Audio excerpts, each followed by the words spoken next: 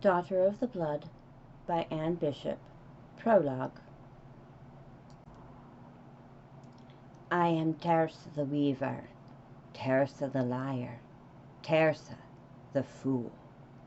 When the blood-jeweled lords and ladies hold a banquet, I'm the entertainment that comes after the musicians have played, and the lissome girls and boys have danced, and the lords have drunk too much wine and demand to have their futures told. Tell us a story, Weaver, they yell, as their hands pass over the serving girls' rumps and their ladies' eyes, the young men, and decide who will have the painful pleasure of serving in the bed that night. I was one of them once, blood as they are blood. No, that's not true. I wasn't blood as they are blood. That's why I was broken on a warlord's spear and became shattered glass that only reflects what might have been. It's hard to break a blood-jeweled mail, but a witch's life hangs by the hymeneal thread, and what happens on her virgin night determines whether she is whole to practice the craft or becomes a broken vessel, forever aching for the part of her that's lost. Oh, some magic always remains, enough for day-to-day living and parlor tricks, but not the craft, not the lifeblood of our kind. But the craft can be reclaimed if one is willing to pay the price. When I was younger, I fought against that final slide into the twisted kingdom. Better to be broken and sane rather than broken and mad.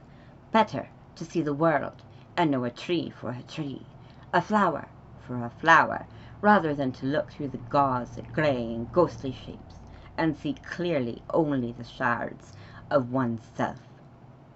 So I thought, then. As I shuffled to the low stool, I struggled to stay at the edge of the twisted kingdom and see the physical world clearly one last time. I carefully placed the wooden frame that holds my tangled web, the web of dreams and visions, on the small table near the stool. The lords and ladies expect me to tell their fortunes, and I always have, not by magic, but by keeping my eyes and ears open, and then telling them what they want to hear. Simple, no magic to it. But not tonight. For days now, I have heard a strange kind of thunder, a distant calling. Last night, I surrendered to madness in order to reclaim my craft as a black widow, a witch of the hourglass covens. Last night, I wove a tangled web to see the dreams and visions. Tonight, there will be no fortunes. I have the strength to say this only once. I must be sure that those who must hear it are in the room before I speak. I wait. They don't notice. Glasses are refilled and filled as I fight to stay on the edge of the twisted kingdom. Ah, there he is. Damon Sadi, from the territory called 𝘭𝘪. He's beautiful, bitter, cruel. He has a seducer's smile and a body women want to touch and be caressed by, but he's filled with a cold, unquenchable rage. When the ladies talk about his bedroom skills, the words they whisper are excruciating pleasure. I don't doubt he's enough of a sadist to make pain and pleasure in equal portions, but he's always been kind to me, and it's a small bone of hope that I throw out to him tonight.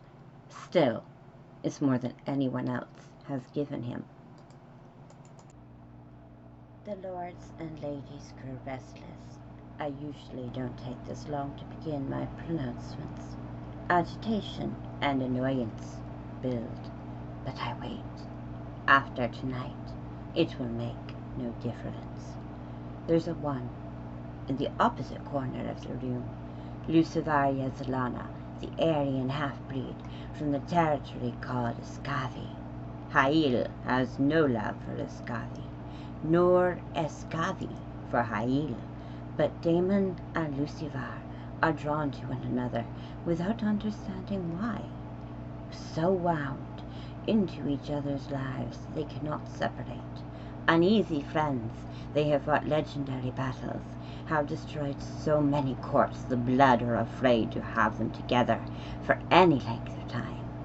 I raise my hands, let them fall into my lap. Damon watches me. Nothing about him is changed, but I know he's waiting, listening, and because he's listening, Lucifer listens too. She is coming. At first, they don't realize I've spoken. Then the angry murmurs begin when the words are understood. Stupid bitch, someone yells. Tell me who I'll love tonight. What does it matter, I answer. She is coming. The realm of 𝘭𝘨 will be torn apart by his own foolish greed. Those who survive will serve, but few will survive. I'm slipping farther from the edge. Tears of frustration spill down my cheeks. Not yet. Sweet darkness, not yet. I must say this. Damon kneels beside me, his hands covering mine. I speak to him, only to him, and through him to Lucifer. The blood and 𝘭𝘨 whore the old ways and make a mockery of everything we are. I wave my hand to indicate those who now rule. They twist things to suit themselves. They dress up and pretend. They wear blood jewels but don't understand what it means to be blood. They talk of honoring the darkness, but it's a lie.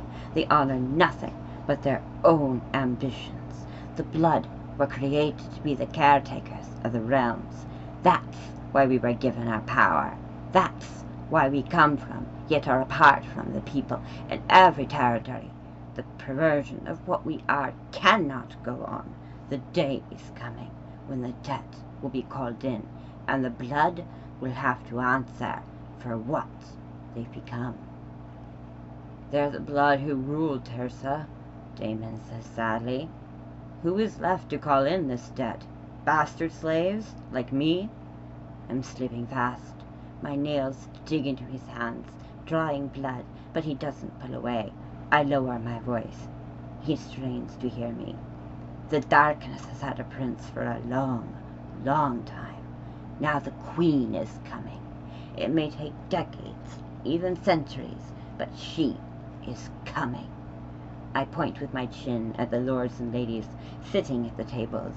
They will be dust by then, but you and the Aryan will be here to serve.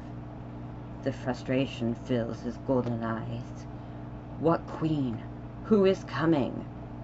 The living myth, I whisper. Dreams made flesh. His shock is replaced instantly by a fierce hunger. You're sure? The room is a swirling mist. He's the only thing still in sharp focus. He's the only thing I need. I saw her in the tangled web, Damon. I saw her. I'm too tired now to hang on to the real world, but I stubbornly cling to his hands to tell him one last thing. The Aryan, Damon. He glances at Lucifer. What about him? He's your brother. You are your father's sons. I can't hold on anymore and plunge into the madness that's called the Twisted Kingdom. I fall and fall among the shards of myself. The world spins and shatters. In its fragments, I see my once sisters poring around the tables, frightened and intent, and Damon's hand casually reaching out, as if by accident, destroying the fragile spider silk of my tangled web. It's impossible to reconstruct a tangled web. 𝘭𝘨's black widows may spend year upon frightened year trying, but in the end it will be in vain. It will not be the same web, and they will not see what I saw. In the grey world above, I hear myself howling with laughter. Far below me, in the psychic abyss that is part of the darkness, I hear another howling, one full of joy and pain, rage and celebration. Not just another witch coming, my foolish sisters, but witch.